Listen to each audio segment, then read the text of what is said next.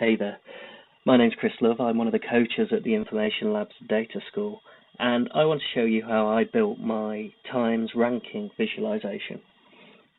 Let's show you what that looks like. Here it is. You've got a select a score to view, so the overall rankings or based on citations or industry income for universities. You then select a university to highlight,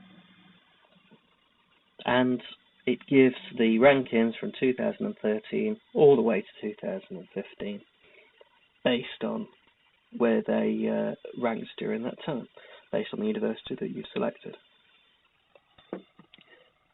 Higher the rank up here, the higher the ranking of the particular university. The further to the right in a given year, the higher the score. Make sense? Well, let's show you how we built this. So I download the data and passed it with UltraX, and now I've got it in Tableau. Let's start by let's start with the overall score. And I'm going to bring this onto my columns. I'd like that split by year, so year is actually a dimension. I'm going to drag it up here and then drop it on here.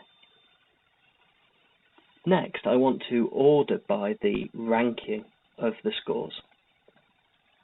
So I'm going to copy this field and then quick table calculation, calculate the rank.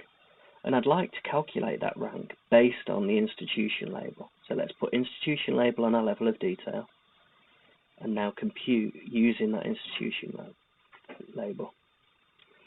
I'm going to edit my axis, reverse this,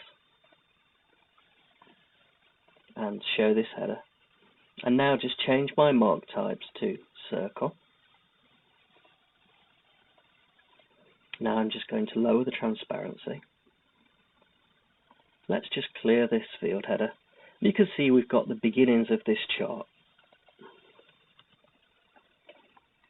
For the next, I'd like to do my highlight table. So let's bring in the institution label and drop the institution label onto text and just hide this label. Next, move to the dashboard, drag in my picker and my chart. Fit this to width and then hide the title. Let's do the same over here. Now, if you've ever wondered what the workbook highlighting does, just here, now's the time to find out, because what I want to do is highlight based on institution label. So when I click here, we highlight where that is across the table. Really useful. This actually builds an action, highlight action underneath the visualization. And that's the basis for how I built this. You can see in the finished visualization, I've done a few other things.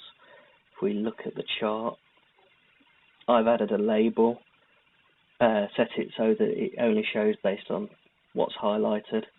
So when we click on here, we get this label just here. What else? I've got rid of some of the grid lines. I've enhanced this just here. Added a couple of overlay pictures just to explain the axes a little bit more. And I've added a parameter. Now, this is probably the most important bit to show, because this parameter, if I just show you this,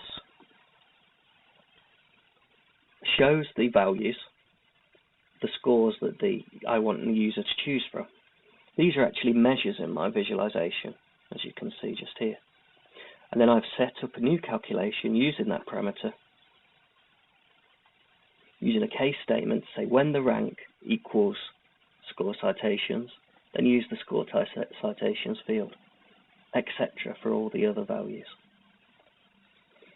So now when I change this, we're actually changing the values in the visualization, because I've set up my chart to use that score field for the rankings and values.